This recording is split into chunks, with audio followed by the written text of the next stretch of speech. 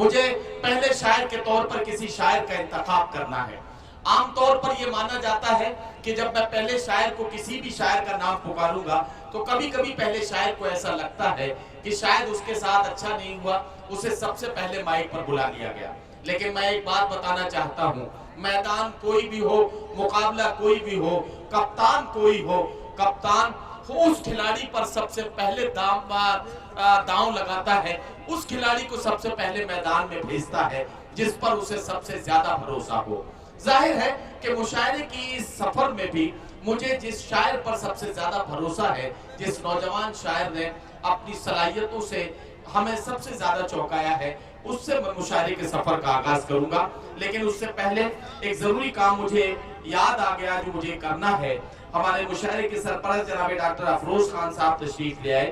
اس مشاعرے کی صدارت جناب ڈاکٹر طیب خان صاحب فرما رہے ہیں۔ کنوینر مشاعرہ جناب وقار احمد خان صاحب بھی یہاں تشریف رکھتے ہیں۔ میں چاہتا ہوں کہ کنوینر مشاعرہ اور مشاعرے کے دیگر ذمہ داران میں جناب ریحان خان صاحب، محمد احمد خان صاحب، انتخاب بھائی احرار خان، محمد شاہد خان کی ڈائز پر تشریف لے آئے تاکہ ہمارے مہمانان کا استقبال کر دیا جائے اور اس کے بعد مشاعرے کے بحریہ دور کا آغاز ہو۔ اچھا، وقار احمد خان صاحب جو مشاعرے کے کنوینر ہیں، میں ان سے گزارش کرتا ہوں کہ جہاں کہیں بھی تشریف رکھتے ہیں بہرحال جلد از جلد ڈائز پر آ جائے، کیونکہ انہیں ہمارے آج کے مشاعرے کے سرپرست اور صدر علی وقار اور دیگر معززین کا استقبال کرنا ہے۔ جناب وقار احمد خان صاحب، کنوینر مشاعرہ۔ حضرات گرامی، اپنے نوجوانوں کا یہ پیار انشاءاللہ مجھے زندگی بھر یاد رہے گا، اور میں اپنے نوجوانوں کے لمبی عمر کی دعا کرتا ہوں، اور ساتھ ساتھ مشاعرے میں آئے ہوئے تمام اپنے مہمانوں کا، شاعرات کا تہہ دل سے شکریہ ادا کرتا ہوں کہ انہوں نے ہمارے اس مشاعرے میں آ کر کے ہمارے مشاعرے کو چار چاند لگانے میں بڑی محنت اور مشقت کا ثبوت دیا ہے۔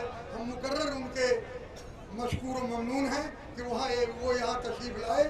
ساتھ ساتھ اپنے نوجوانوں کا پھر سے میں بزرگوں کا شکر گزار ہوں کہ مجھے جس عزت سے نوازا گیا۔ میں بڑے ایک لائن میں ابھی چررا کے میں آ رہا تھا دواخانے سے، تو چررا کے حافظ طاری رئیس صاحب مجھے ملے۔ انہوں نے کہا کہ آپ صدر مشاعرہ ہیں؟ میں نے کہا جی ہاں۔ کہنے لگے کہ صدر مشاعرہ کی زندگی بڑی مختصر ہوتی ہے، جو صدارت کی کرسی پہ بیٹھتا ہے بہت جلد غائب ہو جاتا ہے۔ تو ہم نے کہا ہمارے لیے دعا کر دیجئے کہ میں دنیا میں زیادہ دن زندہ رہوں، آپ کی خدمت کرتا رہوں۔ ہنسنے لگے، کہنے لگے میری دعائیں آپ کے ساتھ ہیں۔ بہت بہت شکریہ۔